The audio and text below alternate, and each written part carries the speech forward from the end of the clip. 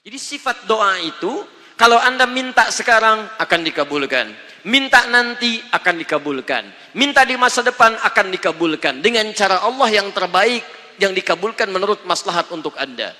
Jadi sifat doa itu kalau diberikan pasti dikabulkan, entah sekarang, besok, atau nanti saat kita siap menerimanya. Yang jadi masalah, ada orang minta yang lain dikabulkan, dia tidak. Ini masalahnya. Dan ternyata bukan Allah nggak ngabulkan, bukan. Ketika Allah akan berikan, tidak tembus pada dirinya. Nih lihat. Ini apa? Jangan katakan wallahu alam, gelas ya. Baik. Di atasnya ada apa? Tutup. Saya buka tutupnya. Perhatikan baik-baik. Ini apa? Spidol. Kalau saya masukkan ke dalam gelas, bisa? Masuk? Masuk. Lihat baik-baik. Sekarang saya tutup dengan ini. Masih bisa masuk? Tidak. Perhatikan baik-baik. Sulit. Saya ganti kemudian, bisa dengan yang ini. Lebih halus. Saya tutup begini. Masih bisa masuk? Sulit. Mau dipaksa jadi masuk ke dalam, jadi kotor, tidak bisa diminum. Lihat baik-baik. Terkadang ketika Allah dengan sifat sayangnya ingin mengabulkan permohonan hambanya, bukan doa tidak dikabulkan, tapi permohonan ini tidak sampai pada dirinya karena ada sekat yang menutup. Itulah dosa. Itulah maksiat. Semakin pekat dosanya, semakin kuat penghalangnya, maka semakin sulit kemudian Allah memberikan rahmat yang turun pada dirinya. Maka banyak hadis menyampaikan kepada kita, lihat baik-baik. Saya sampaikan satu hadis dari Nabi SAW. Thumma dzakara rajula. Lalu Nabi mengisahkan tentang seorang lelaki. Yutilu safara, yang menempuh perjalanan yang jauh. Orang yang menempuh perjalanan jauh, maka doanya cepat dikabulkan oleh Allah Subhanahu wa ta'ala. Teman-teman yang ikut dari Bandar Lampung, ada yang tadi jaraknya 150 km Tulang Bawang dari sini. Lihat, begitu di jalan, mohon kepada Allah, minta. Ya, safar yang baik itu cepat mengabulkan doa. Orang ini safar. Yamuddu yadaihi ilas sama, dia mengangkat tangannya ke langit begini. Orang yang berdoa mengangkat tangan itu lebih cepat dikabulkan daripada yang diam. Hadisnya banyak. Di Abu Dawud nomor hadis 1480 sampai 1490. Awas, innallaha hayyun karimun. Allah itu maha pemalu dan maha mulia, dan akan merasa malu kalau meninggalkan hamba yang mengangkat tangan, menurunkan tangannya dalam keadaan hampa. Maksudnya, orang yang mengangkat tangan akan lebih cepat dikabulkan doanya dibandingkan yang diam. 3. Fayaqulu ya Rabb, ya Rabb.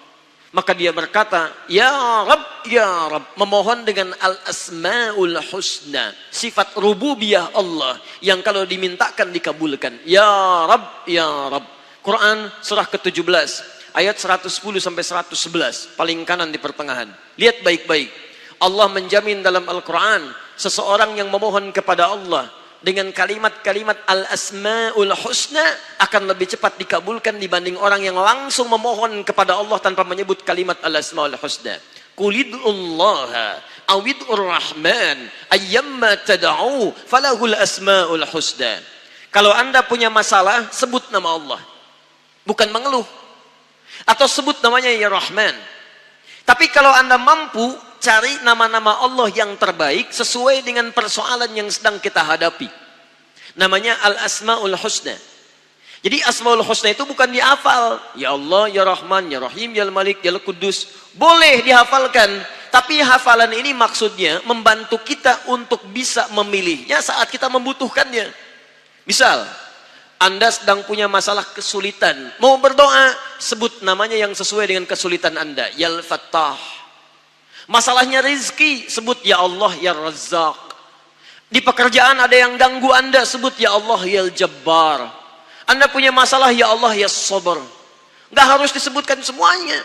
Ya Allah ya Rahman ya Rahim ya Malik ya Qudus ya. Semua disebutkan. Masya Allah. Akhirnya yang tidak diminta pun diberikan.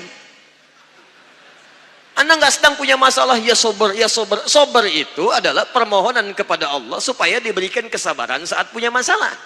Anda nggak sedang punya masalah, minta diberikan kesabaran. Itu artinya sama dengan minta masalah. Hati-hati. Banyak kalimat-kalimatnya, pilih. Kitab Al-Aqaid Al-Islamiyah, karangan Syekh Sayyid Sabiq, halaman 24 sampai 59, posisi paling kanan di pertengahan.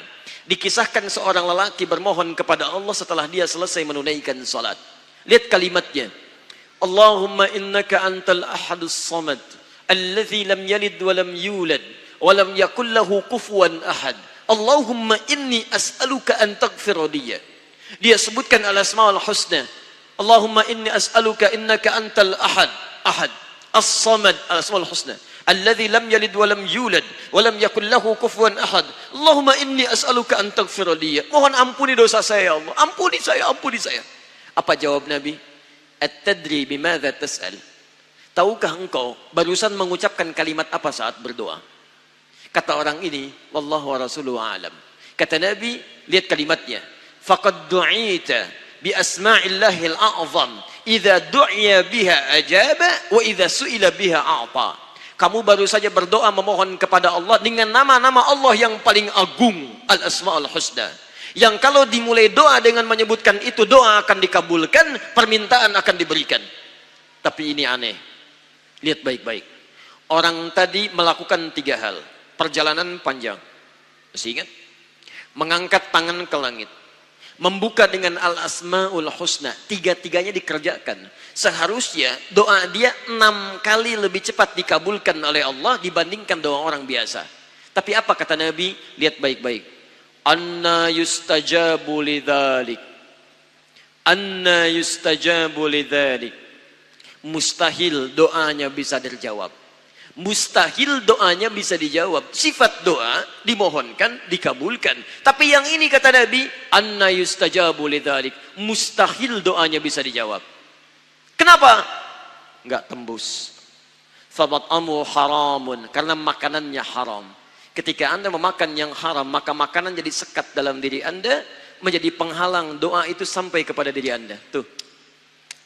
Mashrabu haramun, minumannya haram, lebih tebal lagi. Malbasu haramun, pakaiannya haram, lebih tebal lagi. Sulit. Wa ghudhiya biharamin, dan perangkat hidupnya haram, lebih sulit lagi. Enggak tembus-tembus.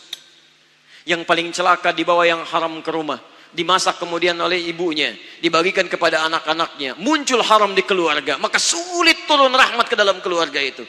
Makanya kalau sudah maksiat terjadi, maka mohon maaf, rahmat sulit diturunkan, hidayah sulit masuk dalam diri seseorang. Maaf, ini yang haram beredar dengan darah, masuk ke dalam telinga. Quran kemudian muncul surah ke-6 ayat 25. Wa fi adhanihim waqra, di telinganya akan ada sumbatan. Bukan nggak bisa dengar, yang lain kedengaran. Cuman ketika diminta yang baik-baik, nggak tembus dalam telinganya. Konser musik di GBK, di Jakarta, Masya Allah, dari Lampung, kedengaran.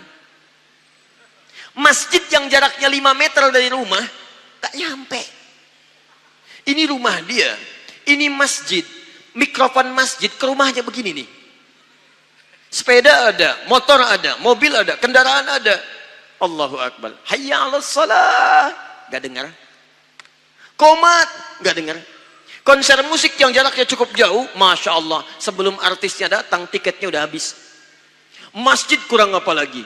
Soundnya jelas. Panggilannya bagus. Ustadznya datang sendiri. Nerangkan sendiri. Nulis sendiri. Kadang-kadang ngapus sendiri. Live juga. Kemudian ada snacknya. Aquanya ada. Semua kelengkapannya ada. Dengan semua itu belum menyentuh Anda terpanggil untuk datang, coba cek maksiat apa yang sudah Anda kerjakan.